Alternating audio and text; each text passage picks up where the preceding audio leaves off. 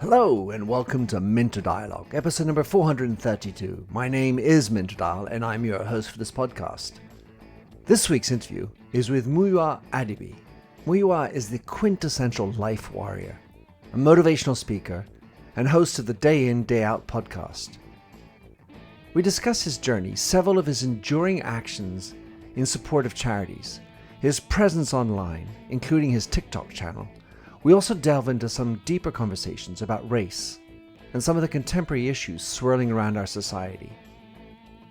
As Muyiwa says, fight today for a greater tomorrow. It's the most healthy conversation. You'll find all the show notes on minterdial.com. Please do consider to drop in your rating and review, and don't forget to subscribe to catch all the future episodes. Now for the show with Muyiwa. Muyiwa Adebiyi, great to have you on the show. I was invited onto your show, Day In, Day Out podcast. You have since introduced me to two supreme individuals, Donald James, the author of Manners Will Take Your Brains and Money Won't, and the filmmaker from Norway, Mary Hazavari, for which I am immensely thankful. And I wanted to bring you on the show and have a rolling fun discussion about who you are, what you're up to, and what we can learn from you. So in your own words, Muyiwa, how would you like to describe yourself? How would I like to describe myself? This is kind of unusual for me because, yes, the two times we've done this, the tables have been turned, let's just say. Let me see. I would say, I'm a 40-something podcaster here in the UK. I have spoken to over 150 people all around the world, doing a number of different topics. I love to talk to people. I'm a strong believer in conversation is the thing which will ultimately save us all. This is where the great ideas come from conversation, and where the bad ideas come up, and hopefully they shall go off and die. But if you were to sort of do a day in my life, I think some people will be like, no, I don't want to do that, because I sometimes get up with the lark and I'm out on it, running here, running there, lifting heavy things. And just generally, you know what I mean? Day in and day out. Absolutely. So one of the things that was fun is that you, in your past, you worked at Centaur and Clarion Events, a company I got to work with as well. So we have a thing in common when it comes to our pasts. So you are a podcaster. Yes. You are a fitness buff of no uncertain terms. And what was interesting to me is that I've seen that you have a fairly large following on TikTok, on Instagram. You are out there, my man. And I wanted to specifically talk to you about your fundraising, or the activities you've been doing to raise awareness. And so could you tell us what you did last year? Specifically, it really touched me, for veterans. Basically, last year I did, there was 66 push-ups every day for a year to basically raise awareness for soldiers with PTSD. It's one of those things when people talk about veterans and people who serve and go, they're our heroes and everything like this.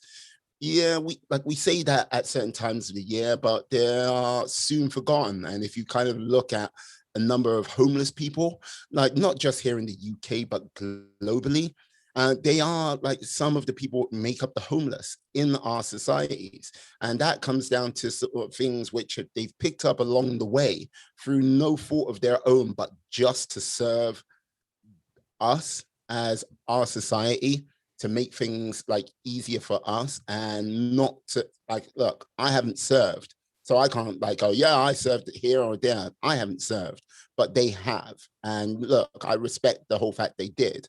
And taking on that type of, not burden, I would say responsibility, is one of those things which has to be recognized. And if you don't recognize it, look, I know some people go, well, but it was their job and everything like this. That's what they signed up for.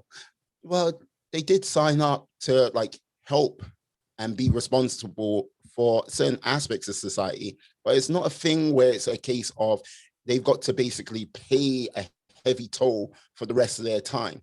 And it's like, yeah, oh, you worked in a supermarket now. You can't like go around the counter because you just had a like incident. No, you got to, you know what I mean? It was my small way of paying it forward. Certainly. And 66, there's a good reason for that, I'm sure. 30, 66 push-ups every day. That seems like a lot, but why 66? Took me up to 2000, like 22,200. Yeah. So basically 22 like soldiers each and every day like commit suicide. This is the reason why. And like I just did that as a sort of symbolic number. Like I won't lie, if I was just doing 22 push-ups a day, that I would find that not to be egotistical or big-headed. I would find that easy, like fairly easy. You're just getting warmed up at 22. At some well, not yeah, well, for me, I know I'm huffing and puffing at 22, but anyway, that's beautiful. And also this year, you have launched yourself on another program to raise money. I'd like you to talk about that, please. Yeah, basically, it's to like raise money and awareness for bowel cancer. Basically, in the UK alone, it's one of those things which kills 16,000 people in the UK each and every year. It's one of the cancers which, if you pick it up early enough, it's very treatable. But it's one of those things where people are, how can I say, they might be aware of it, but they might be embarrassed by it as well. So it's like, right, rather than sort of be embarrassed, like one day of embarrassment, one moment of embarrassment compared to like, shortening your life. That is, to me, a little bit ridiculous. So if I can help bring attention to that and help raise a little bit of money with that at this present time, that would be great. And like my goal for this is like £1,600 for the year. And look, it's not a mighty goal, but it's like still a goal. And so far, I think I'm on £340. Like still got some work to go. So if anyone out there can help, please do. Hey, that's and you got a fundraising. Is it on GoFundMe? Where is it? Just Giving. Just Giving. Yeah. Yes. All right, I'll put the show note link, of course, to that. Bowel cancer. How did you actually get into the idea and knowledge about bowel cancer? And well, like this is the thing. It's one of those things where, okay, with this podcast, I have had a lot of exposure to some like wonderful, some crazy, and like, yeah, some people who like, just make you feel lazy for like sort of like doing your sort of regular day-to-day. You are one of them. It's like, you know what I mean? But like the amount of people which have like, faced the dreaded big C and like they've like fought, one to beat that, overcome like the big C, cancer, and like, then to like go on to do some extraordinary things from that, you're like going, okay, right.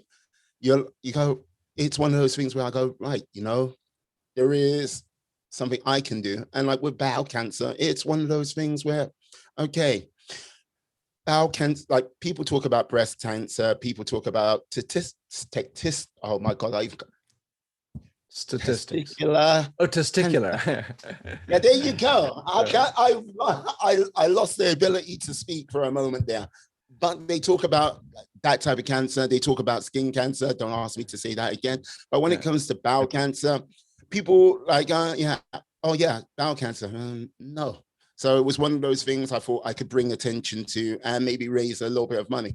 You just went out a topic that people think is taboo, and you really wanted to bring it up and out.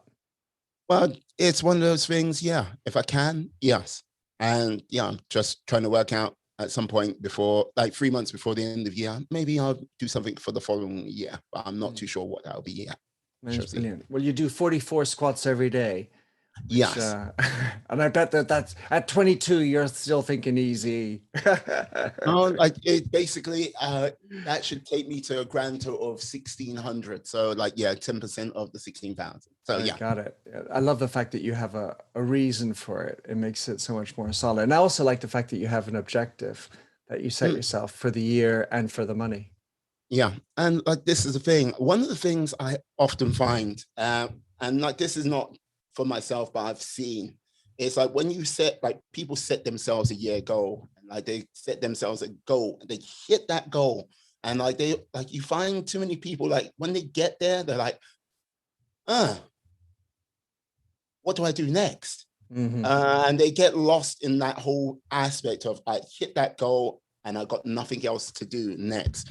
Like me personally, I go, right, let's push, like I'll push myself, see how far I can go. If I'm going too hard, yeah, I can take the foot off the gas and like move back from that red line.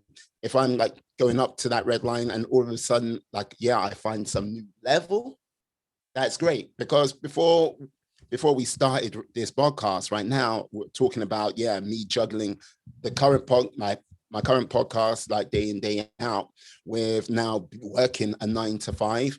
And I was talking about it being longer days, and you went, yeah, you want to go, like, when we first met, yeah, it was a once a week podcast, and then I upped it to 2 times a week because at the time I was on furlough, and like, it was like, okay, I looked at it as an opportunity to really sort of get the podcast going, and yeah, didn't stop me. And I was like, okay, I've got enough episodes, so I can up it to 2 a week.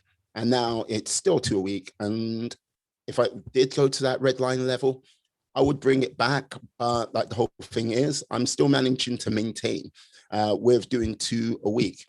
And look, in the sort of context of, okay, work done, if it was like my podcast level right now, I've done like 3 years equivalent of podcasts. If I was doing one a week in the space of just over a year.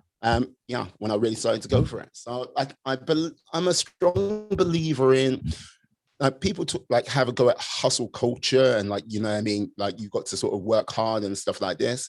But like, there's the thing, you've got, like, if you're putting iron into a forge to melt it down and everything like this, there's a requirement of work what needs to be done to forge whatever blade or whatever like thing you're doing.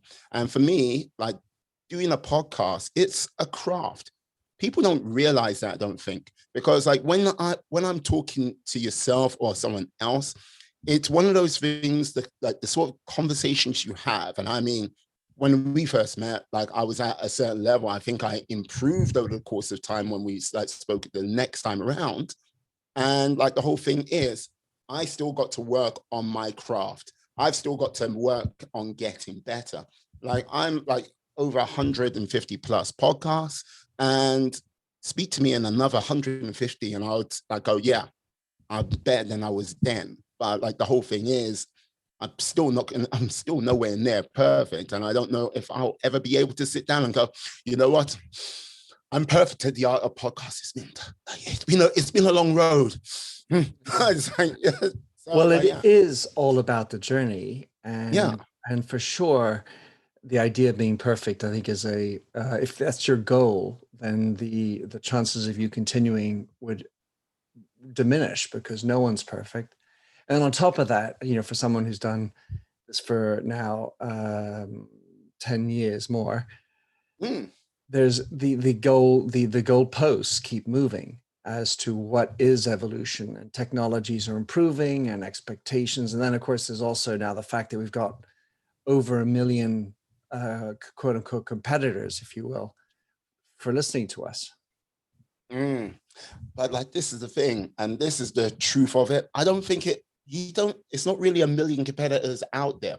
Not really. I would say, if anything, maybe 500,000, maybe 700,000. Because look, the amount of people which do 5 and quit because no one's listening, blah, blah, blah, blah, and it sits there. Yeah, it still registers as a live podcast, but I would simply go, look at the person's activity. When was the last time they made a post about anything? Sure. It's like, right. So I still think if someone wants to get into podcasting, there is still an infinite space to grow. It is not as saturated as people like think it is. And like, if it's a case of you do want to do something more specialized, you'll find your audience. If you want to do something more broad, you'll find your audience. And when people go, you need to get super niche about stuff, I'll simply go, do you really? Do you? You just like, if it's a case of you want to talk to interesting people to yourself, like which you find interesting, then yeah. If it's about growing an audience and just like, I want to be the biggest podcast in the world, then you've got to like really reassign your goals and targets, because okay, if you're just like, oh, then you need to get super niche, then you need to focus on like just a particular market. But if like myself, I talk to everyone, and if someone wants to talk to me, I'm happy to talk to them. But I cover a wide range of subjects. I cover a wide range of people, because for me, when I did this, yeah, I do believe in the power of conversation, but I'd still also want to grow as an individual, as a person still.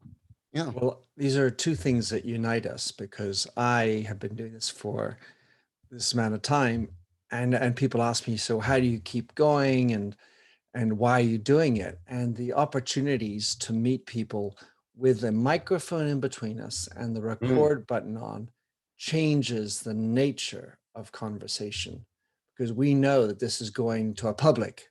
So it's not yeah. between, it is between us. It is an intimate story. However, the fact that we got a publish button means it changes the nature of it. We have a responsibility in our conversation. So I was wondering what you have learned in your 150 odd episodes about conversation and the sprawling nature of the guests that you've had on your show. With regards to what I've learned,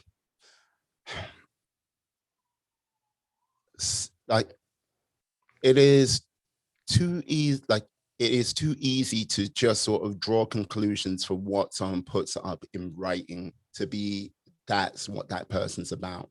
It is too easy to sort of mislead or make that sort of judgment on people which you don't know who they are until you have those sort of conversations. Mm. It is like too easy to like just like, yeah, think you know everything about sort of struggle, like strife, like accomplishing great things, or like just simply like going, okay, I'm working hard, or I'm sort of pushing myself to the limit. Too many people, like so many people I've met, so many people I've spoken to are going through so many different realms of life and seeing stuff, suffered, and like basically like, yeah, triumphed and like tasted glory and victory along the way. And like you kind of go, wow, your journey, your path of discovery took you along this way. And it's completely different to like the next 10 people I've had on there, but they've also found their like realms of success. But it's just, you can't, it's so easy to just like cookie cutter a lot of things in this world. And like the whole thing is, yeah, with doing podcasting, for me, the cookie cutter has kind of dissolved away, and I can't do it. And like, this is the thing, I often find myself now, if I'm speaking to people, when I meet them, I don't know, I've maybe it's subconsciously or anything like this, but we have a much longer conversation, and where they seem to be doing most of the talking, but it just adds to sort of my appetite to learn about people and grow myself. It's remarkable at some level for me, this notion where you just said you go from what you read to what you see, if you will. Yeah. In fact, it's sort of what you read to what you hear, because what you allow in these conversations, when these are first time meetings, right? You Mm, basically, what we do with the podcast, we have a little warm up. Hey, I'll make, sound check, and then we roll into the conversation. yeah. Because of that record button, there's an element of I don't want to say honesty, but the voice is real. Mm. like what I find is when you hit that record button, first of all, depending on that person's comfort level with you, there is that sort of this is my business face. This is my telephone voice. But yeah, but after you get into it, really get into it, that like you can only hold that telephone voice or business face for a certain point. Then it starts to melt away, and the sort of truth of that person comes out. Just like I don't know, what's it been like for you, Yeah, Minter? well, so it's wonderful. This idea of time constrained conversations is an Mm, interesting element, and it has been my effort over the course of my time to figure out what is the right length of time. Because on the one hand, you have the people listening, you guys who are listening to our conversation, and do you have the time to continue on? Are you interested to continue on? Are you mm, engaged in the listening component of it? Then there's you and me having our conversation. yeah. And the fact in my conclusion is that when you don't put a time limit on the conversation,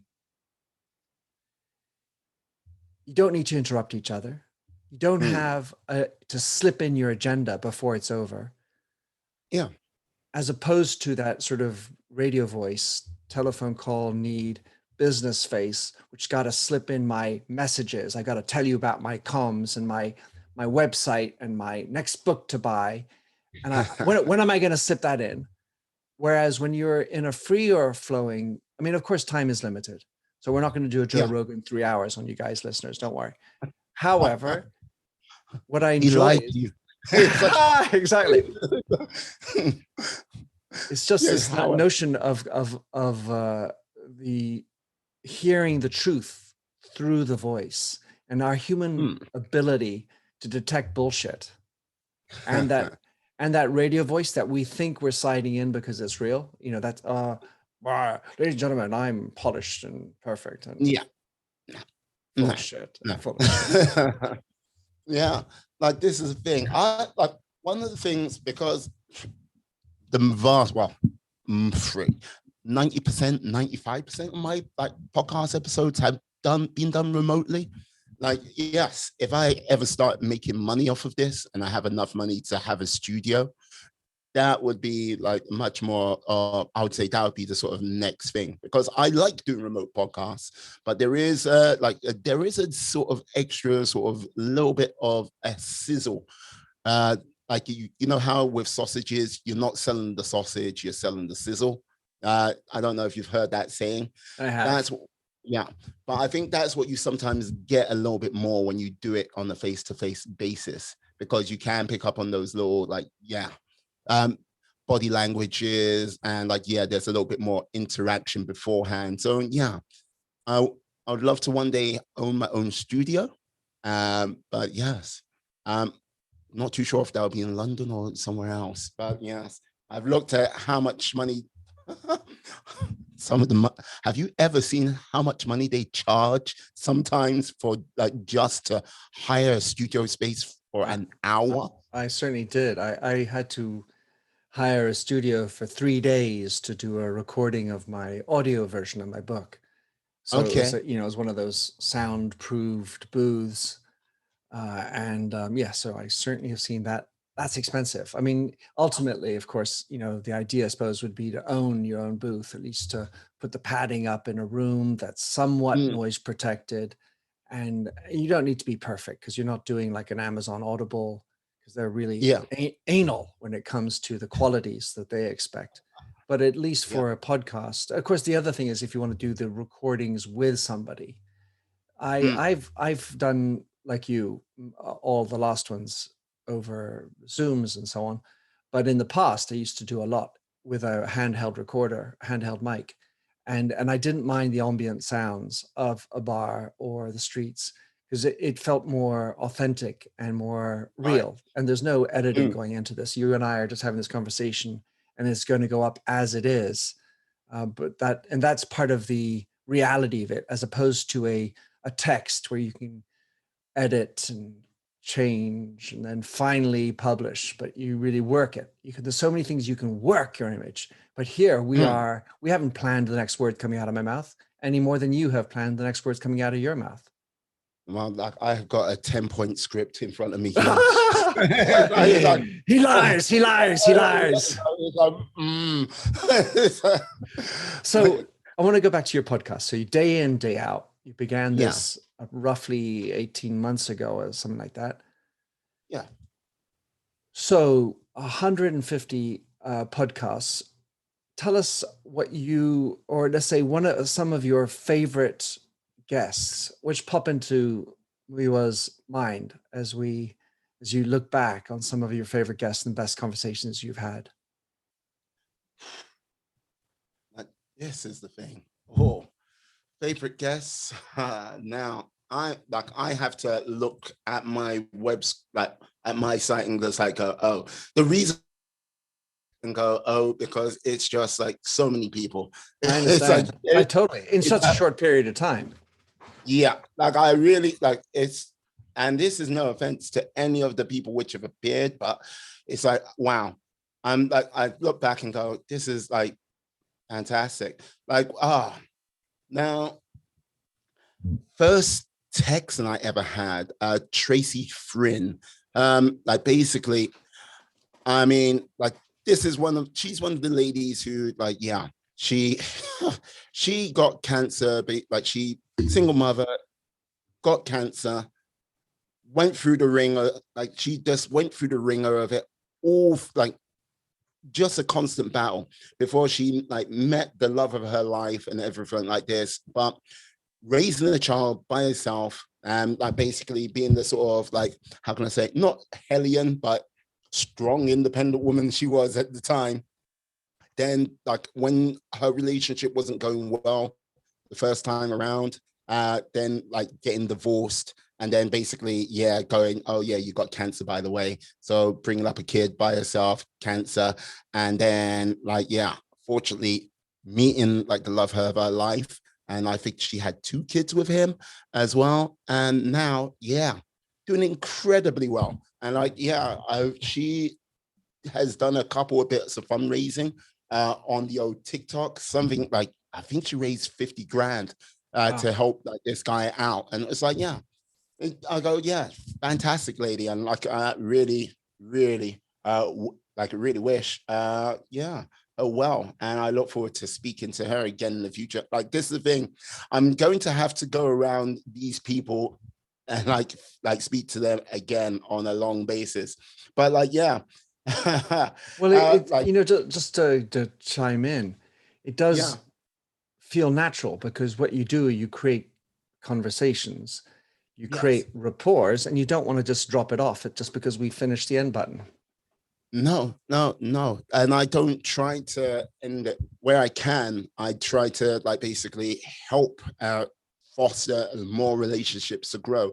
Like this is the thing, like there will be times where I'll introduce people to other people and I can't do it all the time because between running a podcast and doing that, like it's like, right, oh yeah, you'll be really great to, okay, like, yeah, I can't do it all the time. I want to do it more and I'll figure out some type of system, but it's just like difficult when I do. But I'm happy when I can get people to come together and meet and have these conversations and continue it on. Because like the whole thing is, there is a little community out there, like, and if you're part of it, do everything in your power to make that community better, I say. Well, And yeah. you certainly were instrumental in getting me to meet Donald, with whom I just had another session, and so I appreciate that very much. And I think that conversations, to the beginning point you talked about, are a way to connect people and to connect with people and a way to connect ideas and in dots, because like something you cover with one person can inspire another person or another thing in someone else. Like your story about Tracy just now, Tracy was right. Yes.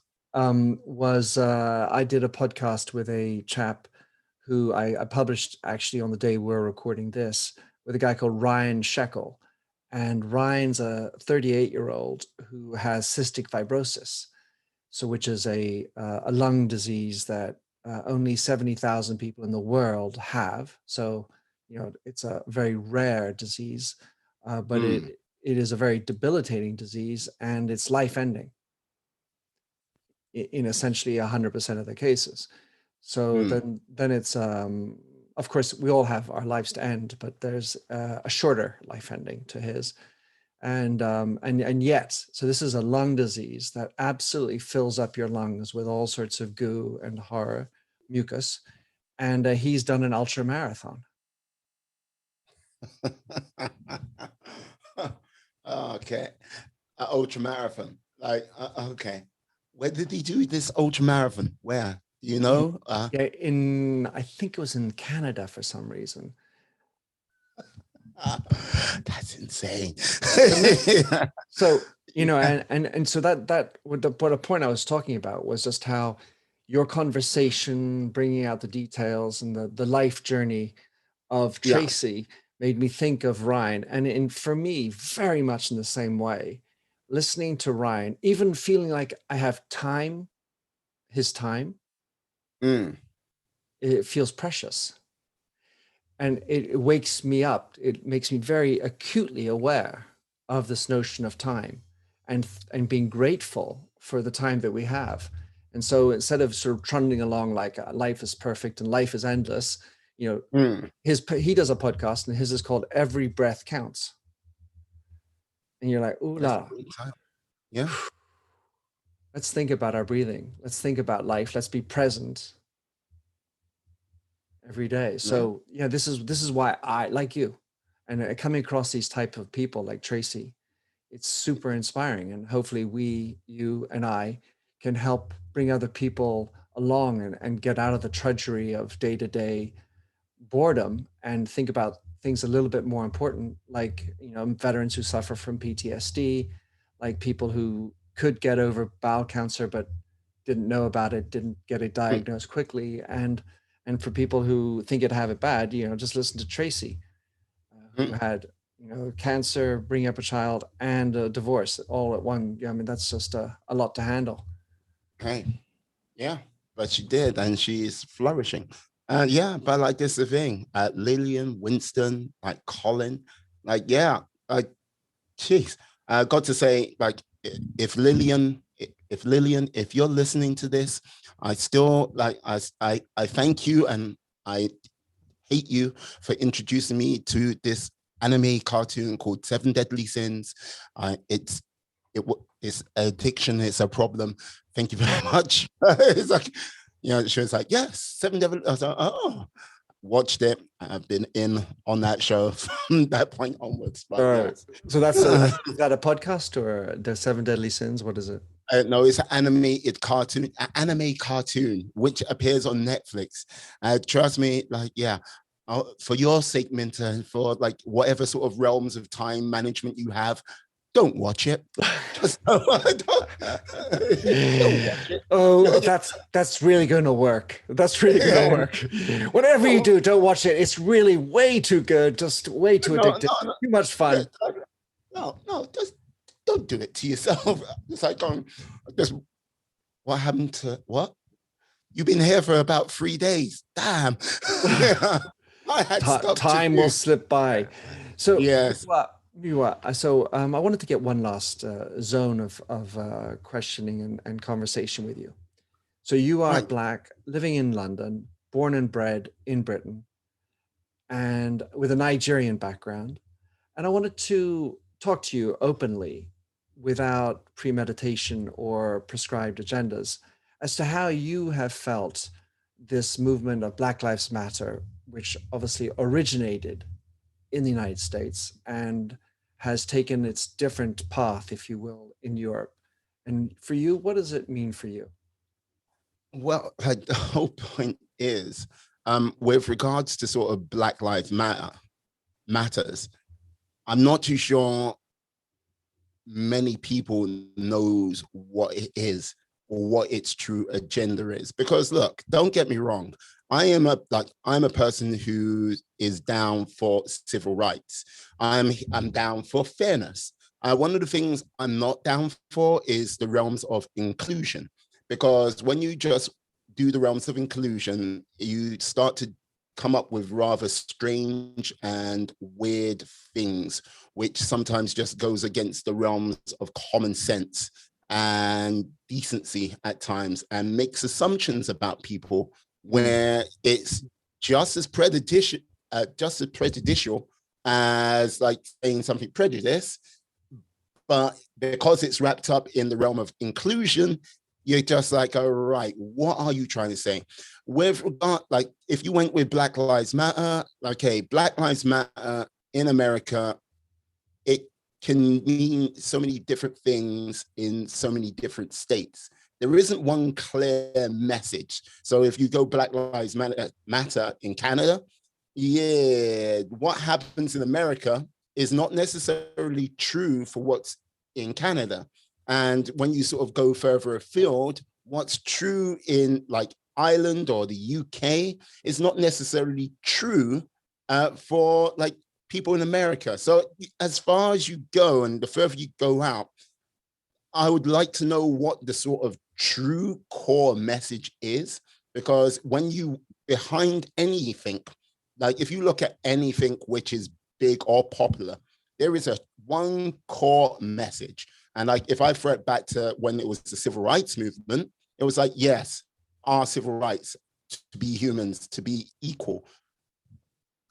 You get that. I understand that. But with Black Lives Matter, there is, okay, defund the police, re-educate the police. Like, yes, sometimes it goes into trans rights where you're like going, oh, okay, right? But how does that sort of relate to Black Lives Matter? And like, it's like, yeah, no, it's important. But then it's like, okay, so you've gone through three things where the message can be, if you're not clear about it, it can get quite messy quite quickly. And it hasn't been clear.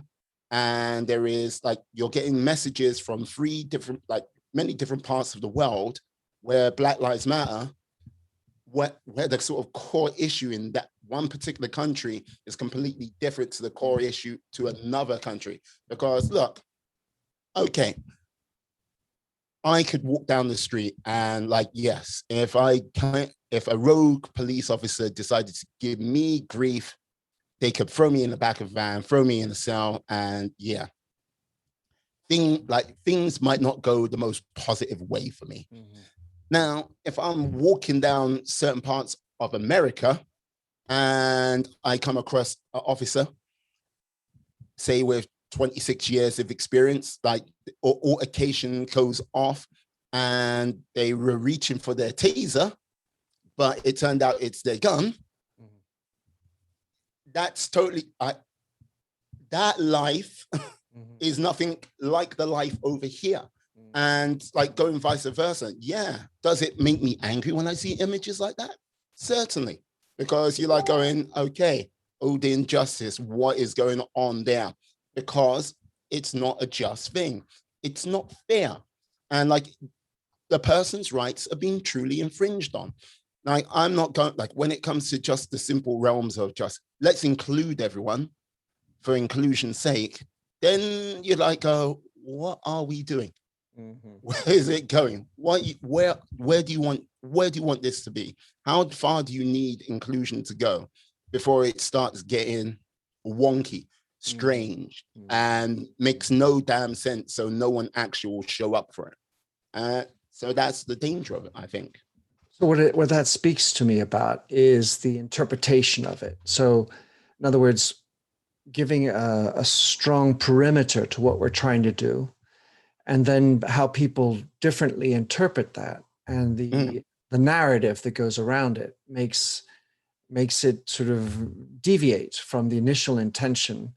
And like so many things, there's probably, I say probably because in general, there's generally a good intention behind these types of movements, right? But the problem is that we end up decontextualizing stuff, taking it out of the original context and borrowing it for a political agenda. And while sometimes that is entirely honorable and presumably judicious, the other times it's not. And we end up with this very wonky, as you say, or at least distributed, diffused understanding of what we're trying to do. Yeah, but like this is the thing. Okay. Now, yes, there are people which will use certain aspects and things for their own personal gain. And yeah, I think a lot of those people which are in charge of some, like many sort of like causes, or like whether that be Black Lives Matter, environmental, like body positivity, or whatever sort of cause you want to put to it, will use it for their own personal gain, be that financial, be that just for clout, or just like general power itself. But for you, like, okay, you're a guy of a certain age, like living in here in the UK, you've been over in the States and been like over here. When you kind of look at Black Lives Matter, what is the sort of clear message you get from that? What is the overall or arc you get from that? I'm curious as you sit there and like, look, what The do you white, see? yeah, the white male. So I have a story, and that Yeah. clouds my perception. And I want to start with the story, which is I was running a festival online, and we had six speakers at the Hmm. festival, and the name of the thing was Voices of the World. Okay. So we had six speakers doing podcasts from around the world. Okay. We had three women, three men. We had China, Australia, India, Colombia, France, and I can't remember where, but we're basically six different countries Hmm. covering five continents. And I got slammed by an individual saying, well, you're part of the problem. Black Lives Matter.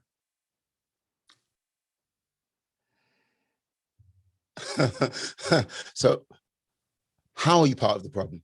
Well, because I haven't, she actually said, you've never hashtagged Black Lives Matter. Why should you hashtag Black Lives Matter? Well, there's no part of any response that I can make to that question that works. So the issue I have, and the reason why I tell that story, I mean, outside of the fact that my best friend, who unfortunately killed himself, was black up until 3 years ago, and I don't consider myself that much part of the problem. Yes, I represent privileged white males, sure. However, I don't the problem I have is that I believe, just like you said at the beginning, that actually it works through conversations Hmm. where you and I can have an honest discussion, and go into this texture. And so what I'm trying to do is find ways for us to have an elegant debate, discussion, and walk back into this conversation, because otherwise it is such a toxic and dangerous space. I don't want to go across the line and talk about it, because I'm part of the problem. But like this is the thing. Okay, look, when it comes to the line, I would simply go, it's like, yeah, what is the line? It's like, because the line, if you're just like, oh, there is a clear like defined line, go, okay, what is it? And if you're doing it onto the realm of, one person might be like, oh yeah, that's perfectly fine. Other person's like, no. Like this is the thing, something to sort of just put it in a sort of different context. Look, I worked in summer camps for a number of years over in America. Yeah. Fresh Air Fund, like Camp Hayden Marks. And look, one year, like, okay, bum bags, back in the day, bum bags, everything like this. In America, they call them fanny packs, right? Oh, right. Now I Yeah, remember. Yeah. yeah. But they like basically call them fanny packs. First year, not one soul had a problem with it. The following year, oh yeah, we got the fanny packs and stuff like this. There was a few like there was a few young ladies went, oh no, I can't have it as fanny packs. Oh, and it turned into a real issue. And we was like, okay, yeah, is bum bags okay? But it's like a case of if you mix some of those people in with the previous year, they would have most already been fine with it that year. But you had still people who returned and then it like were mixing with that. Then it was a real problem. So the line is a constant shifting thing for like in society and for individuals. So like what you say at one time will be fine. And the next thing to someone else, you have committed like a hell of a race crime for not even knowing. And look, this is the thing. People might listen to this, what I said, and go, yeah, like you're not down for supporting Black people. It's like, no, it's like, look, I'm down for supporting Black people. Just like, look, I'm a Black person myself. And it's a case of you give me a clear, defined mission, which I can get behind. I will be there. Because when you have no clear, defined mission, when you're all flaky, when you're all sort of like trying to do 10,001 things, you don't get anything done. Look, for example, if I went, yes, I want to start a podcast, I want to start a major corporation, I want to start, and I want to sail around the world at the same time. I wonder how many things I would have got done. I wonder how far I would have like gone with this. Practically nowhere. So I think that's my sort of like problem when it comes to when you go the Black Lives Matter movement. It's a case of there is so many messages going around being like promoted all like across the world from like different aspects of the media that the message isn't clear. The overall one thing where it needs to go is not focused. So at the end of the day, people will get angry, people will get mad, and then 3-4 news cycles later, nothing changes. And like I said this at the time when George Floyd, like the tragic thing, what happened to George Floyd went down. I look at it today, the officer going to prison, but nothing's changed. And that's because there is a inconcise, fluffy message. And when it was the Black Civil Rights Movement and they were after like civil rights for all people, hey, that civil rights movement, I can't remember which amendment it is in the Constitution, but it sits in the Constitution now, which has been used as a tool for many people throughout American society to like preserve and like enforce their rights in America. I can't see that happening with like Black Lives Matter because they don't have a clear message. Well, in my takeaway from what you just said, Muyiwa, is whether it's a movement like this or a life warrior like you, whatever it is, and then you go to your activities with bowel cancer, with your 44 push-ups or your 66 squats, I can't remember which way around it was. Other way around, yeah. Yeah, but you are very specific about it, and you go towards that objective, and then you achieve things. When you have a diffuse message with no specific end goal, first of all, it's used by people in different ways, and second of all, it doesn't move the line, to use the word, or change the dial, to use my word. Yeah, well, there you go. Now let's get your name. There's a pun. Well, exactly. Well, I was listening to somebody else talk about moving the dials, and I'm always thinking they're referring to me. That's how the world revolves. It's just around me, right? Oh no. No, it's just you and you on this microphone at this present time. That's right. I am me. All right. Hey, listen, Muyiwa, it was great to connect with you. I had a tremendous time chatting with you, learning about you, and I'm going to. I already feel a sense of purpose behind something I want to send out to the world. But how can people track you down, find out more about your TikTok, Instagram, and of course your podcast? Well, like this is the thing, you can find my podcast where all good podcasts are. Just search up Day In, Day Out podcast. I shall appear, like throw that into a search engine. If you want to find me on the Instagram or the TikToks, do Muyi 23 and you will find me hanging around. So No problem. And yeah, if you want to connect, please get in contact, and I'll be happy to have a conversation with you. But anyway, what can I say? Thank you very much, my friends, my life warriors. Yeah, thank you, Muyiwa. Hey, Minta, pleasure, honor, respect. Thanks for having listened to this recording of the Minter Dialogue Show. You'll find the show notes and other blog posts on minterdial.com. If you enjoyed the show, please head over to iTunes to give a rating and review. And to finish, here's a song I wrote with Stephanie Singer, A Convinced Man.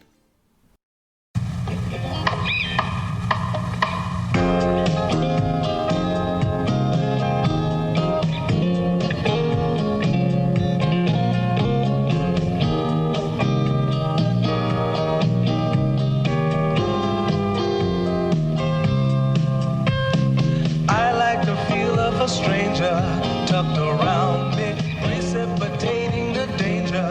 To feel free, trust is the reason. Still, I won't toe the line.